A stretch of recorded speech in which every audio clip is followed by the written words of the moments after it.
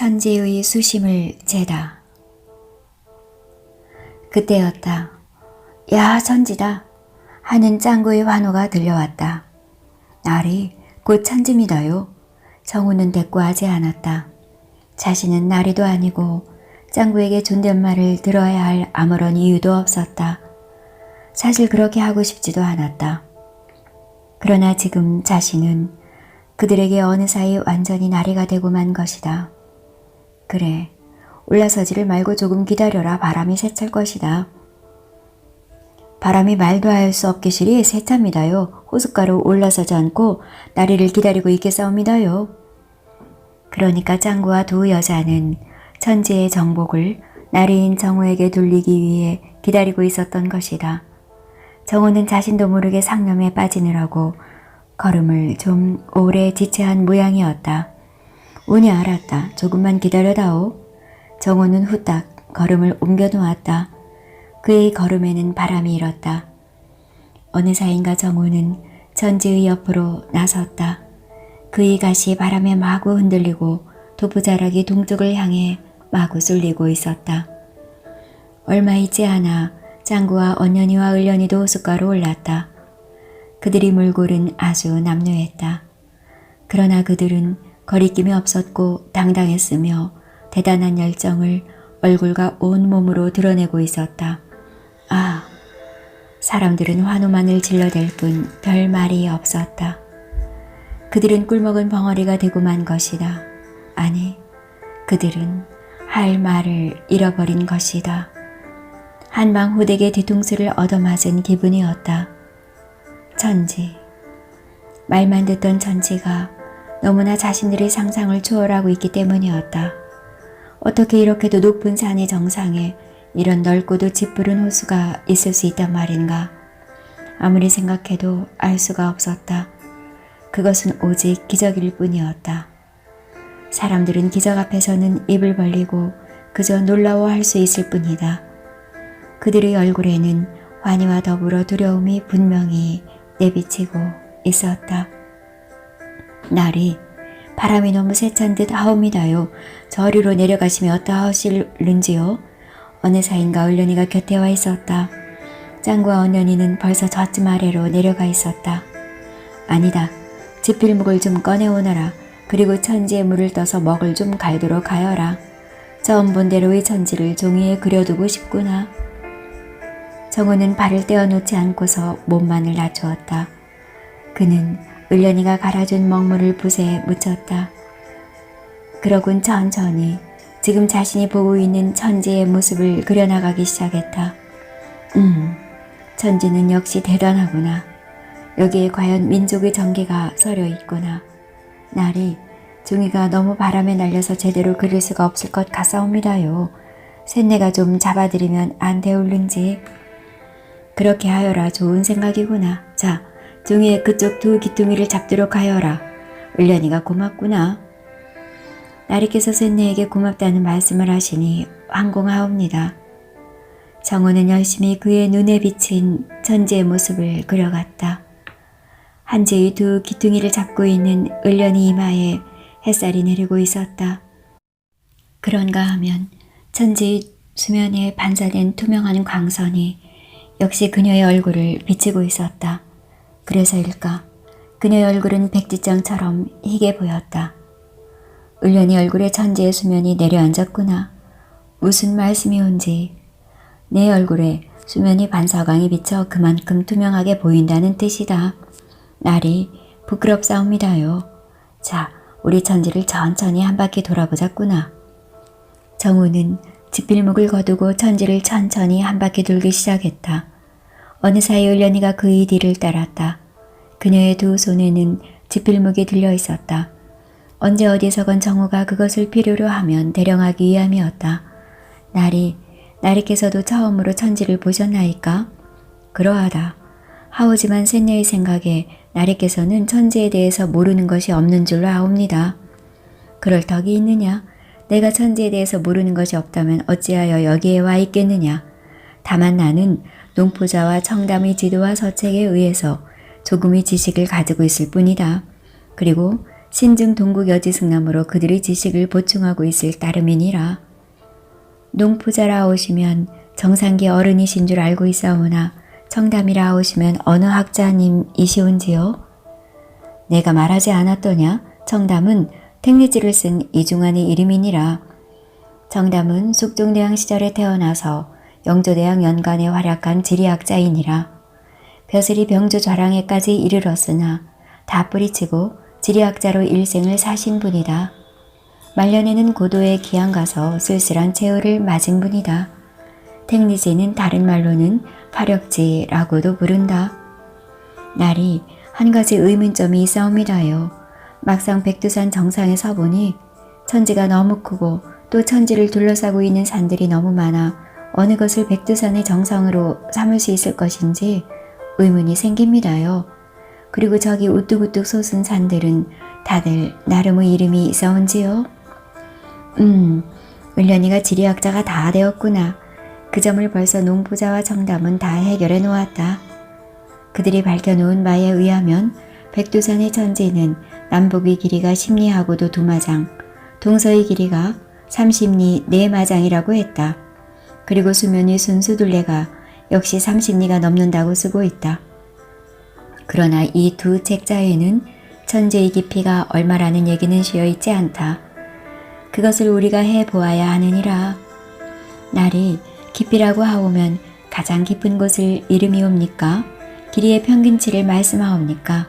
센 내 생각으로는 호수의 바닥에 요철이 대단히 심할 것 같사옵니다요. 너는 이제 나를 대신해서 조선의 땅을 답사해도 괜찮을 정도로구나. 머리 쓰는 것이 대단히 지리학적이다. 내가 말하는 천지의 깊이란 결국 평균치와 최고 수심을 아울러 이름이니라. 날이 샌네의 생각으로는 천지의 둘레는 결코 길지 않으나 절벽들이 거의 수직적으로 물과 대하고 있어서 물가를 걸어 다니기는 불가능하옵고 연봉들의 능선을 타고 걸어야 하는데 그것은 대단히 어려운 일이라고 판단되옵니다. 내 말이 하나도 들리지 않았다. 그러나 백두산 천지의 둘레가 30리라는 얘기는 사실이고 실제적으로 답사할 경우에는 주변 산봉의 능선의 길이를 재어야 할 것이다. 그것은 아직까지 측량되어진 적이 없다. 이것도 우리가 해야 할 일이다. 날이 천지의 넓이를 대략이나마 몇 평으로 볼 수 있을까요? 글쎄다. 서책에서는 대략 3,000평으로 보고 있다. 그러나 그것은 아직 정확한 수치라고 볼 수 없다. 우리가 다시금 정밀하게 측량을 해보아야 할 것이다. 우리가 여기에 온 이유가 스스로 밝혀졌구나, 을련아. 3,000평. 을련이는 벌린 입을 다물지 못했다. 을련의 의식은 대단히 과학화되고 있었다. 그 점이 정우는 참으로 놀라운 것이었다. 그녀는 정우 자신을 따라다니면서 두뇌가 그만큼 학문적으로 발전했던 모양이었다. 그리고 집수 면적도 조사해 보아야 한다.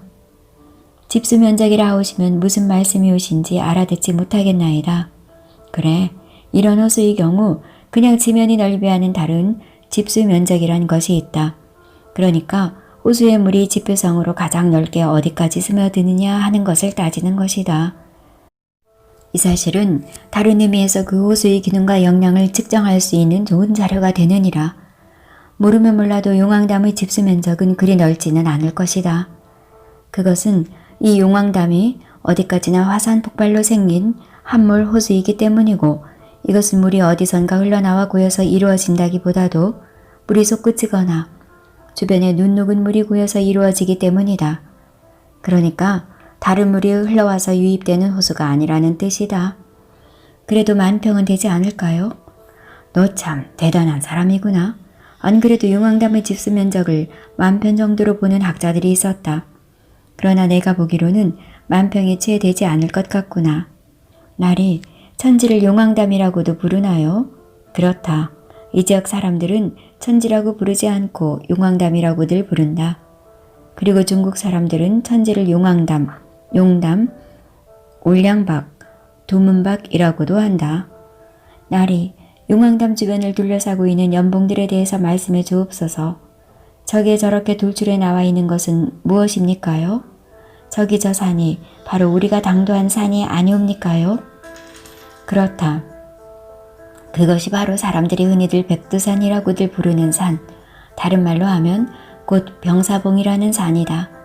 여기 백두연봉들 중에서 가장 높은 것이다. 그리고 병사봉의 갑이 수면에 돌출되어 있다. 그것은 호수의 동남방에 해당된다. 그리고 병사봉 갑의 맞은편에 있는 봉우리, 그러니까 우리가 지금 그 방향으로 가고 있는 저기 저 봉우리를 마천우라고 한다. 그리고 호수의 제일 북쪽으로 붙은 봉우리를 차일봉이라고 부른다. 그리고 호수의 북동쪽으로 붙은 저기 험준한 산을 비류봉이라고 하는데, 차일봉과 비류봉 사이에는 유명한 비룡폭포가 흐르고 있다. 중국 사람들은 이 폭포를 장백폭포라고 부른단다.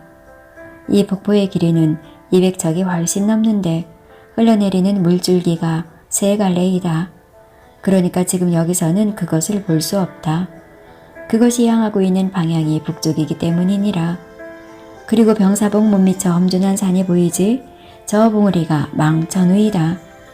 나리, 그러니까 용왕담이 만수가 되어 물이 흘러넘치면 곧바로 저기 비룡폭포로 흘러내린다는 뜻이로군요. 하나를 가르치면 10개를 아는 아이로구나. 영특한 지구. 여자로 썩기에는 머리가 아깝구나.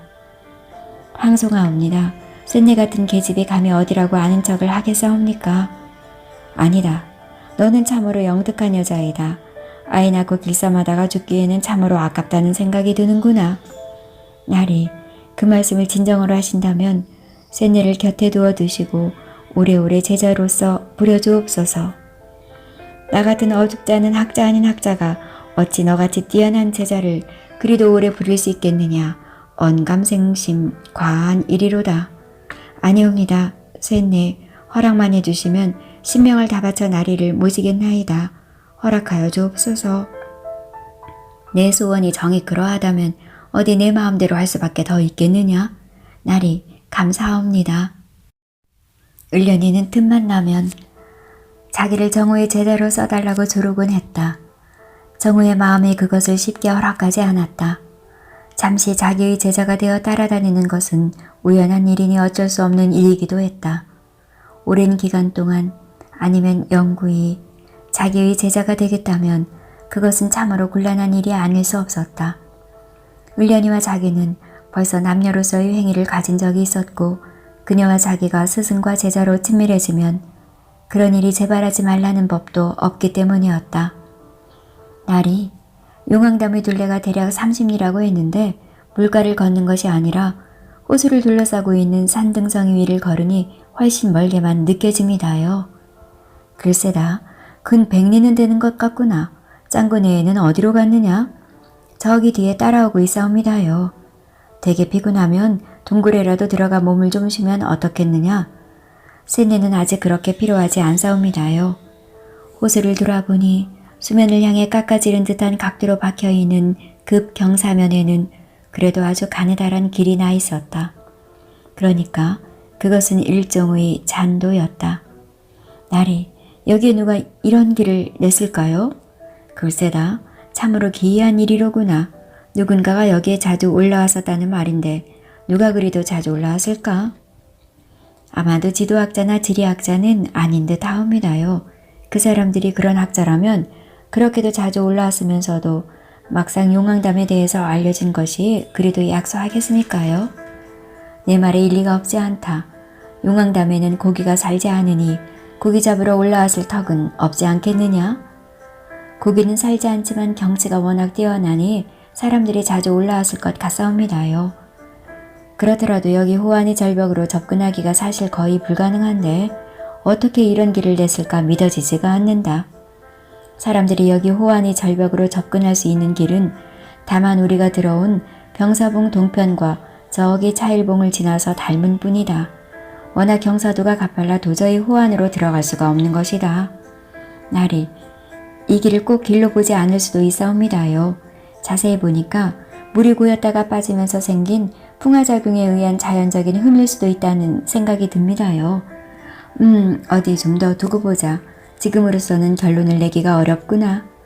달문이라 하오면 비룡폭포를 이루는 물이 흘러나가는 곳인가요? 그렇다. 너는 참으로 영특한 아이로구나. 나리, 그럼 그곳으로 어서 가보시지요. 오니야, 그러나 암벽이 워낙 가팔라서 쉽게 발을 옮겨 놓을 수가 없구나. 이나마 이렇게라도 가능한 것은 지금이 갈수익이 있기 때문이다. 물이 여기까지 꽉 차버리면 정말 산의 능선을 타고 걸어 다니는 수밖에 없다. 날이 울련이가 정호를 불렀다. 그녀가 호수로 막 떨어지려는 순간이었다. 등판에 무거운 구리짝을 쥐고 있는 그녀로서는 이런 지독히 가파른 잔도를 빨리 걷는다는 것이 불가능할지도 모른다. 정호 역시 구리짝을 쥐고 있기는 마찬가지였다. 다만 정호의 것은 서책으로 가득 채워져 있고 다른 사람들의 것들은 약재와 동물의 가죽으로 채워져 있었다. 정호는 잽싸게 그녀의 손을 잡아주었다. 부드러운 손이었다. 그런 그녀의 손에 어디에서 그런 힘이 솟아나는지 알 수 없는 일이었다. 그러나 그녀의 몸 중심은 이미 호수 쪽으로 넘어가 있었다. 정호는 그녀의 손을 놓을 수밖에 없었다. 잘못했다가는 자신도 물속으로 처박힐 판국이었다. 그것이야 별일 아니지만 서책과 필기장들이 물에 젖게 되는 것이다. 정말 구하기 어려운 것들을 물에 적셔버리면 큰일인 것이다. 할 수 없구나. 호수로 들어가서 헤엄쳐 나오너라. 내가 빠지면 서책들을 다 버리게 된다. 구리짝을 벗어라. 함께 가라앉을 수도 있으니까 말이다. 염려 마십시오. 울련이는 풍덩 하는 소리를 내면서 호수로 떨어졌다. 그러나 그녀는 짐을 쉽게 벗어던지지를 못했다. 그것이 마음처럼 쉽게 되지를 않는 모양이었다. 그녀는 몇 번 물 위로 떠오르더니 이어 물속으로 가라앉아 버린 것 같았다. 쉽게 떠오르지를 않았다. 헤엄에 능숙한 그녀였으나 정호는 덜컥 겁이 났다. 구리짐을 쉽게 벗어던지지 못하면 무슨 큰일이 벌어질 가능성이 없지 않았다. 정호는 후딱 자기의 구리짐을 내려놓고는 물속으로 거꾸로 뛰어들었다. 그는 떨어지는 몸무게의 가속력으로 물속 깊이 들어갔다. 물속은 너무나 투명했다. 이물질이라고는 아무것도 없었다. 바닥에는 고운 모래가 깔려 있었고 그것들은 다들 은은한 빛을 내고 있었다. 그러나 바닥의 끝은 너무나 아득했다. 천지의 바닥이 대단히 깊다는 사실을 단번에 알 수 있었다.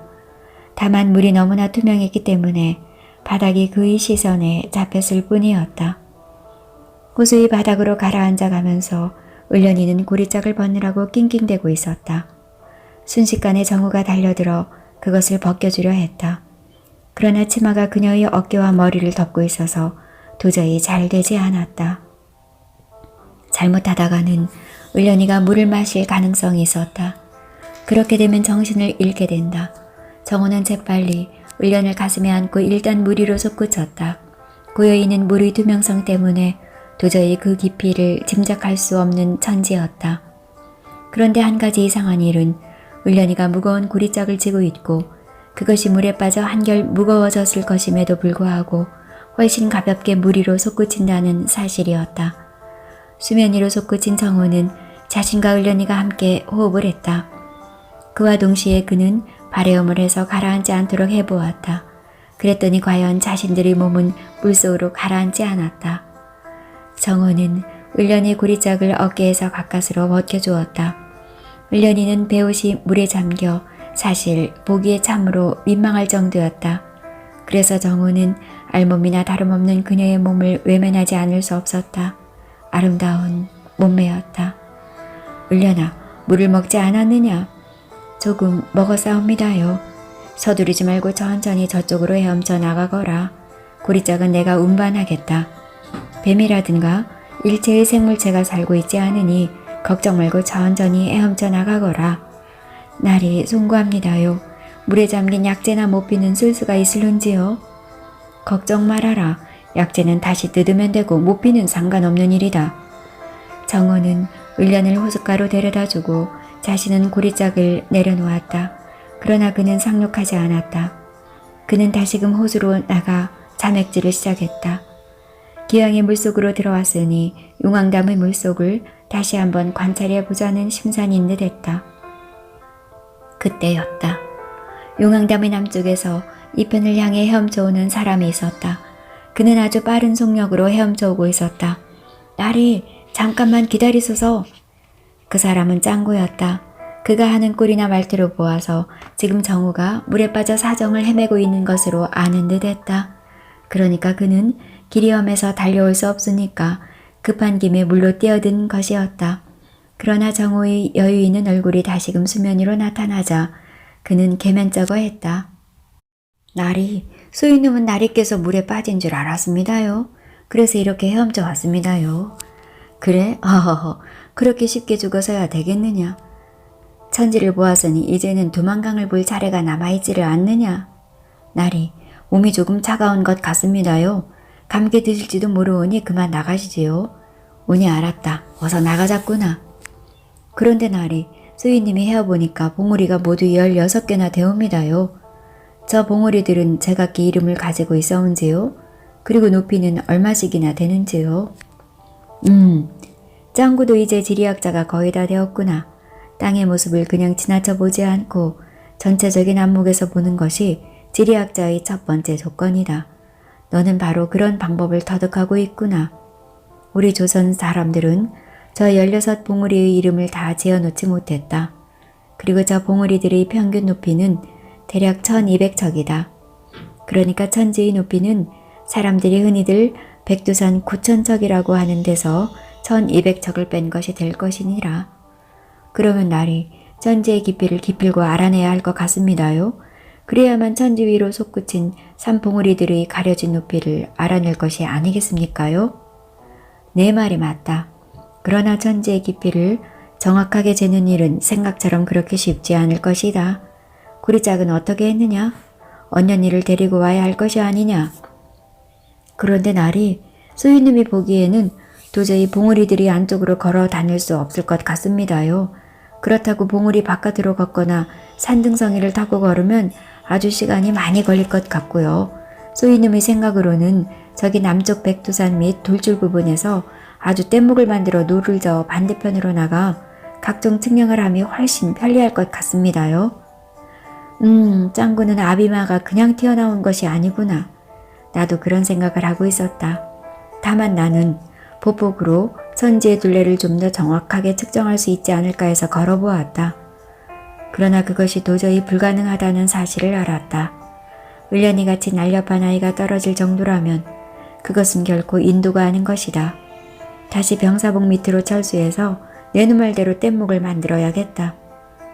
그럼 날이 저기 햇볕으로 나가서 잠시만 기다리고 계시옵소서. 이놈이 금방 뗏목을 만들어 언년이를 태워서 이리로 오겠습니다요. 하지만 뗏목은 내가 더 잘 만들 것이다. 나는 원래가 배 만드는 사람이었다는 사실을 알고 있느냐? 하지만 나리의 기술을 이놈이 전부 다 배웠지 않습니까요? 이놈에게 맡겨주옵소서. 오냐, 정이 그렇다면 어서 만들어 보아라. 지금 을련이가 젖은 옷을 어차피 말려야 하니까 시간이 필요할 것이다. 내가 을련에게 일러주고 너에게로 헤엄쳐 가겠다. 뗏목을 잘못 만들면 호수에 빠져 죽게 된다. 내가 보기로는 용왕담의 깊이는 안 되어도 사람 키의 10배는 되는 성 싶다. 사람 키의 10배라 하오시면 대략 500척을 이름이 오십니까? 그렇다. 그거야 부분에 따라서 차이가 있겠지만 500에서 600척 정도가 아닐까 하는 생각이 드는구나.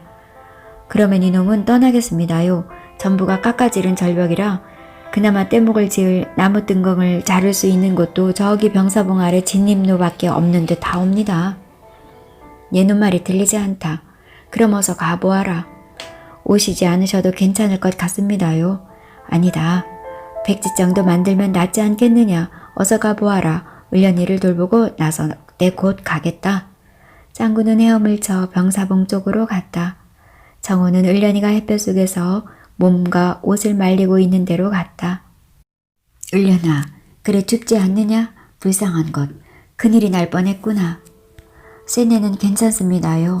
혹시 죽을 일이 생겼다 한들 무슨 어려운 일이겠습니까요? 을련은 도라도 통한 사람처럼 말했다. 도저히 호환을 따라서 걸을 수 없다는 결론을 내렸다. 그래서 짱구가 저기 병사봉으로 가서 나무를 베어 뗏목을 만들기로 했구나. 그것이 가장 안전하게 호수를 둘러본 방법이다. 그러니 너는 짱구가 올 때까지 옷을 말리면서 움직이지 말고 그렇게 햇볕 속에 앉아있거라. 분부대로 하겠습니다요. 그런데 날이 말하거라. 무슨 말이든. 쇠네의 생각으로는 저 용왕담의 물이 어떻게 산속으로나 산 허리로 스며들지 않고 저렇게 고여 있을까 하는 의문이 듭니다요.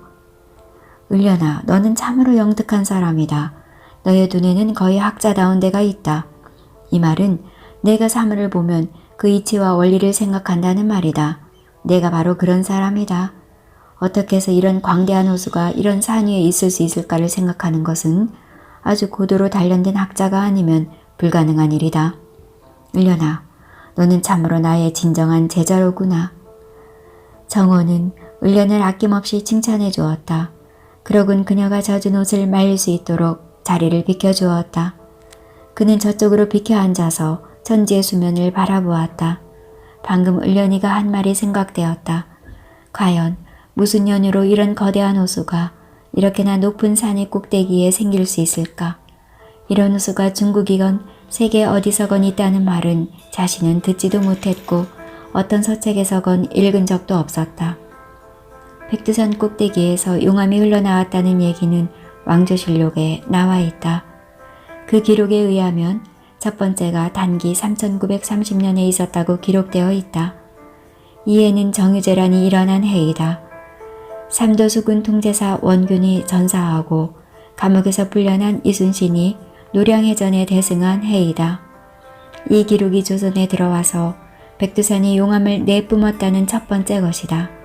그 두 번째 기록은 4001년으로 기록되어 있는데 이에는 효종의 뒤를 이은 현종이 제2 9년째를 맞았다.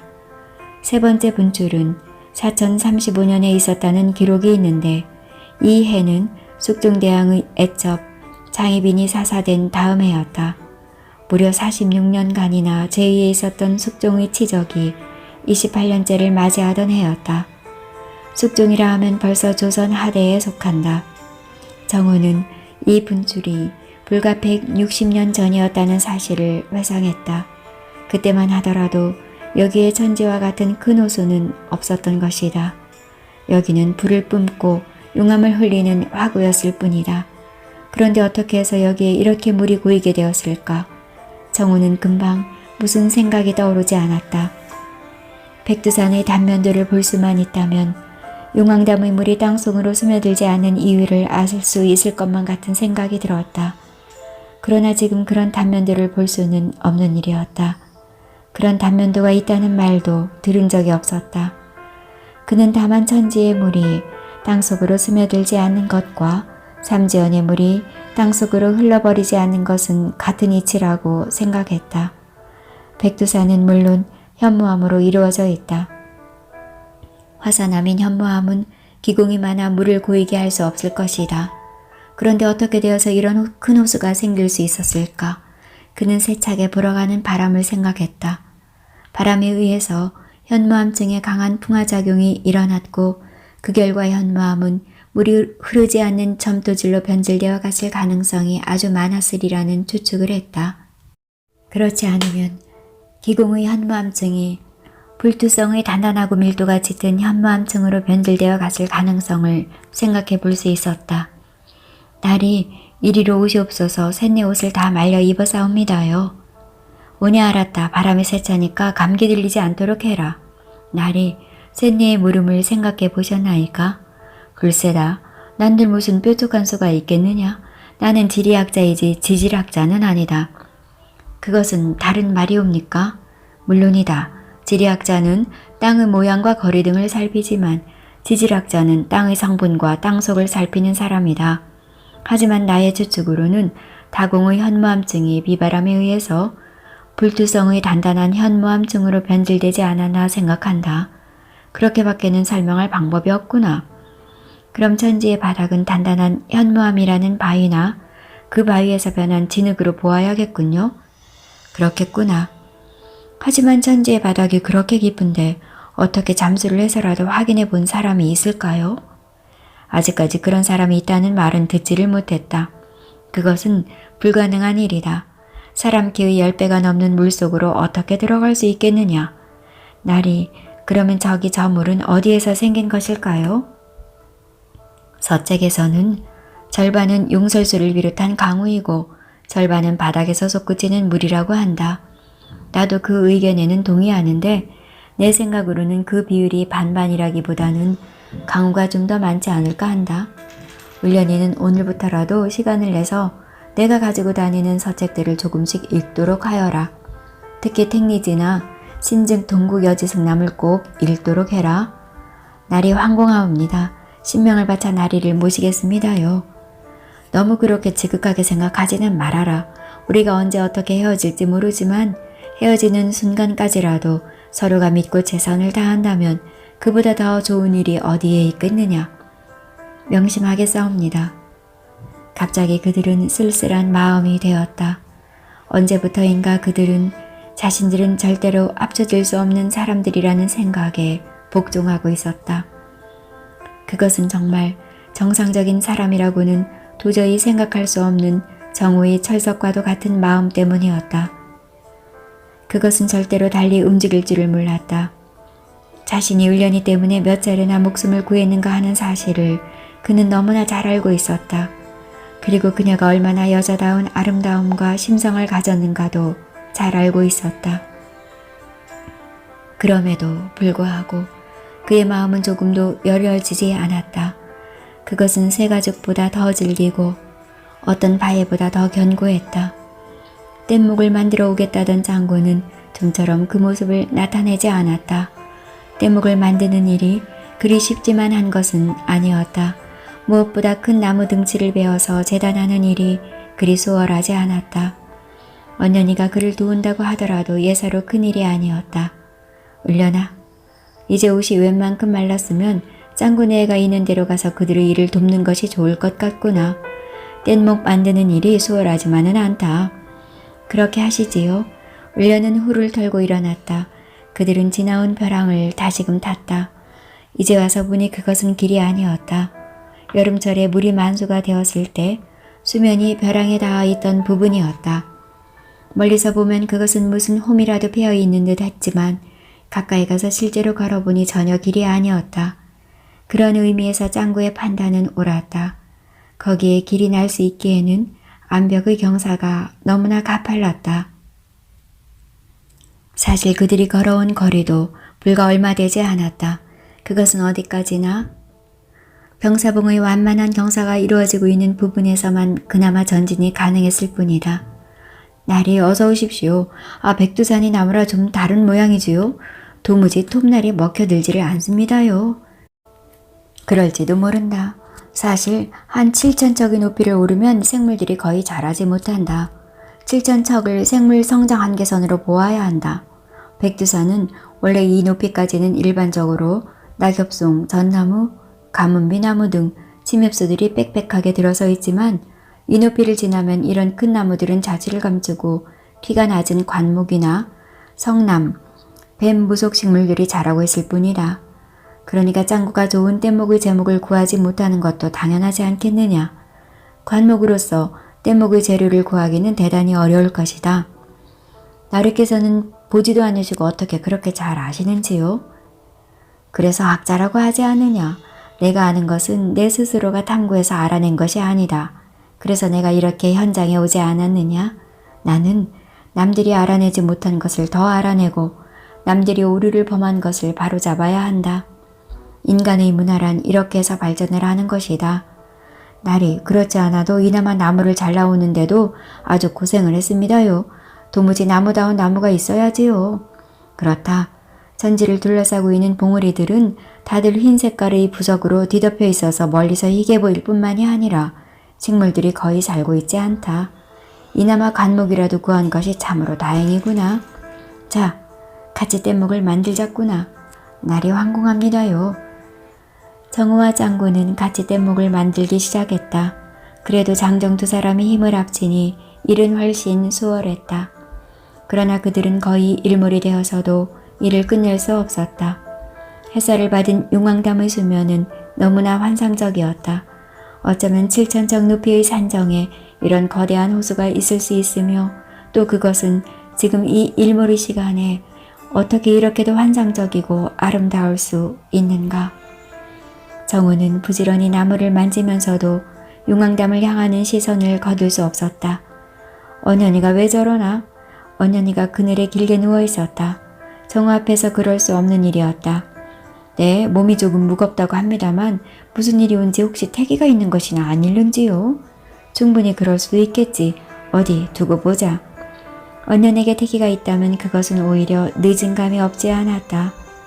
그들은 결국 그날 밤에 일을 끝낼 수 없었다.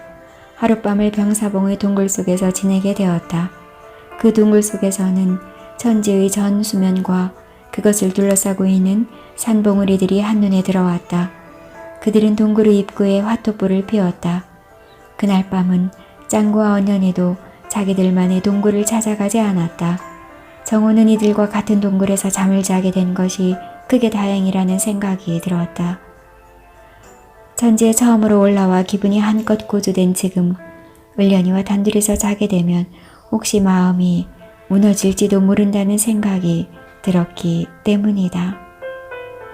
정우는 언년이를 진맥해 보았다. 과연 맥이 긴장되어 있고 조금 빨랐다. 그러니까 그것은 수태의 진맥이었다. 나리, 이놈의 생각대로입니까요? 10중 8구는